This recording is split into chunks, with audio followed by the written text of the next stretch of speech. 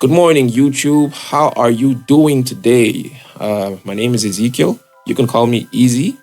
And I'm just a normal guy talking. I'm just here to talk and to give you thoughts and ideas to improve maybe the conversations you have with people and to bring you news. So let's start with what's going on around the world today. Japan's parliament has scheduled a vote for October 21st, 2025 to elect the next prime minister.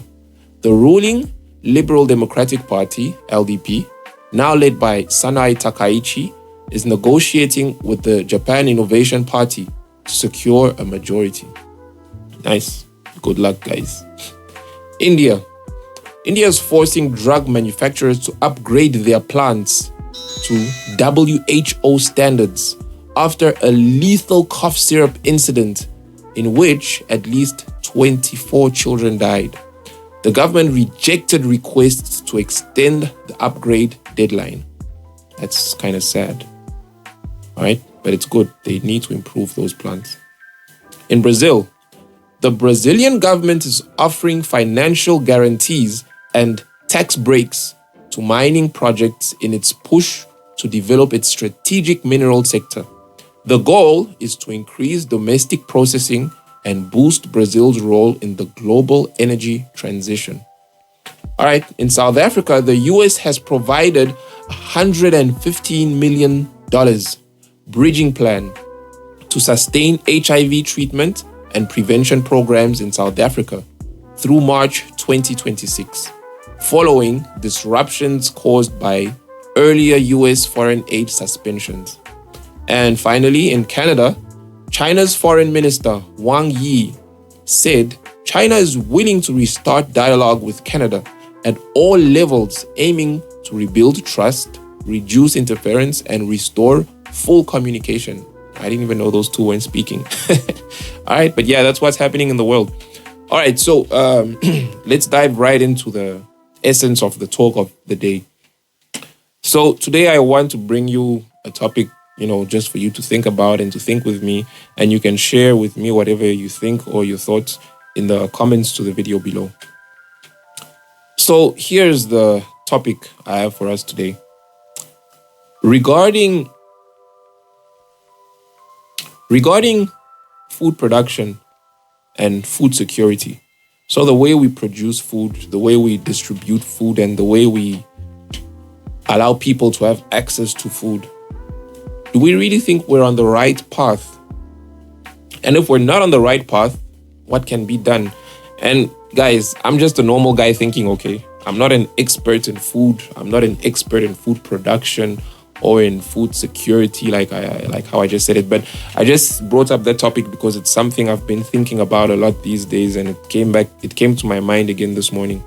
So when it comes to food security, like that is, I think, anyway, in my own terms, food security is like, how people have access to food, and making sure that people have enough food, and not just enough, but easy access, So food has to be there in the right amounts, but also at the right prices. All that is food security, so that people don't starve. So when it comes to the way we produce food and the way we secure food for ourselves and for people, do we really believe we're on the right path? And if we're not on the right path, is there anything that can be done? And sometimes I also sit down and wonder, who put us on the path on which we are right now? Like, who put us on this path of the way we produce food? All right, so let's discuss a little bit of how we produce food. But first of all, let me bring up the food security thing. So let's make sure that what I'm saying is, at least somehow correct. Food security. What is food security? So food security means that all people at all times have physical, social, and economic access to sufficient, safe, and nutritious food that meets their dietary needs and food preferences for an active and healthy life. So that's a brief definition. And this definition comes from the FAO. So nice. So that it does give the general idea, which it confirms the general idea that I had in my mind about food security. And of food production is just how we produce the food. If it's plant food, how do we grow the plants? If it's animal food, how do we rear the animals? So I'm just here to try to talk about it. Okay, so where do we come from when it comes to food production? What I mean is how was food produced before, and how is it compared to how it's produced now? And even why, if things have changed, maybe why have things changed? So I believe the way food was produced, okay, let me even go as far back as when we actually didn't produce food, but we still needed to eat food, right? So where did the food come from? So I think before we started to intentionally produce food, we were more of just gathering food from wherever we see it. We move from one place to another, wherever we find something that is edible, we take it, we eat it, or we pack it in our in something, and we move along with it until we find the next thing. Whenever we're hungry, we look for something. And then maybe at some point, we started becoming a bit more intentional. I don't want to walk from here to there to get what I want to eat. I can grow it here right where I am. Maybe that's when people started discovering things like seeds and how to grow the food that they like. Maybe you find a fruit somewhere that you like, and you be like, I know that if I plant this seed, it will grow a tree, and that tree will give me that same fruit. So I won't have to walk from here to there, So yeah. So we've gone through all these different phases, and maybe at some point, just simply looking for food and gathering food wasn't enough. Maybe because we were there were too many people, and we were simply going to hunt for the meat. We might not find enough meat to feed the people that we have. So wouldn't it be better if we can maybe catch one of these animals and see if it multiplies itself? And then we discover that we actually need two of them to, hook up, two chickens to hook up and then make eggs and chicks. And then, we'll have more meat with time. So, so we've evolved when it comes to food production and to food security. So they're linked, because we produce food because we need to facilitate access to the food and make sure that there's sufficient food for everyone, so that no one starves. And because starvation is bad. Starvation leads to our death. If we starve, we die. So we don't want to starve. That's why we produce food, and that's why we make sure that we have access to enough food. So, and then at some point, I think in the definition of food security, there's also this nutritional aspect of the food. So it's not just about providing a lot of food, but also providing enough food, because at some point we come to discover that maybe our kids are a bit more, how can I say it? Children can develop certain diseases if they don't eat food which is nutritious enough, So they're a bit more vulnerable. That's the word I was looking for. Kids are vulnerable, and even elderly people can be vulnerable. Women maybe can be vulnerable to conditions with their bones. Maybe when they're too old, their bones become fragile, so they need food which is stronger in kind of calcium and vitamin D. Something I don't know, but that's the general idea. So it's not just about producing enough food, but also about the nutritious aspect of the food. So over time, we've developed new methods of growing food and new methods of securing food. But I think one thing that is very obvious today in this current day and age is that everyone doesn't have access to food. And there's even the economic aspect of food from the definition. So it's not just about producing enough food and enough nutritious food, but also giving people economic access to that food. Meaning it shouldn't be so expensive that they can't have access to it. So you can't be producing a lot of food in a country and the food is so expensive that no one can buy it. That is not securing food, man. Because no one will be able to buy the food that you're eating. So we make sure that the food that is being produced is cheap enough for people to buy it. So if someone only earns $1 per day, we need to make sure that this person with his $1 per day can buy 3 meals a day, or I don't know how many meals a day, however many meals a day he needs to eat, getting enough access to food and even drinking water, I think. I think water is also included in this definition. But now, I was saying what is evident today is that we don't all have access to food. We don't all have physical access to food. We don't all have economic access to food, meaning food becomes a bit more and more expensive with time, as time goes on.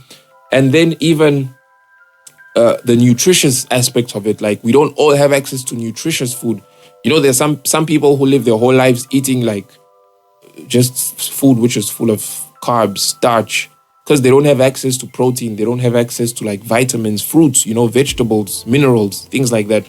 So, but that's the world we've been building. That is the world we've been building. We've been doing these things step by step intentionally. Now I want to bring us to another side of this discussion. Like, all right, let's try to reason. Like, for instance, why does the price of food keep on increasing? Why does the price of food keep on increasing? That is the economic aspect of food security. When the price of food increases, access to that food decreases. But as time goes by, the price of food does increase. Where I live right now, one of the food items that I can speak about, where I've seen the price increasing with my very own eyes, and it even surprised me, is cooking oil. So the place where I live right now, in 2018, that's 5 years? No, 2018, like 7 years ago, the price of cooking oil was like half the price that it is right now. Okay, not half, like maybe let me say like 3/4. So the price of cooking oil has increased by, let me say, like 25% here. And I felt that increase because back then when it was kind of cheaper, it was a bit more affordable for me. Like I could buy a liter of cooking oil and it would sustain me for a certain period. And when I need to buy another liter, like I would have enough money to do it. But at the current price, access to cooking oil, I no longer have financial access. Like, how can I say it? Like, I don't have food security when it comes to cooking oil. So I can't really enjoy food. So I can't freely enjoy food that I need to use cooking oil to cook, like chips and things like that. So that has affected me and my living condition. But that's the world we're building.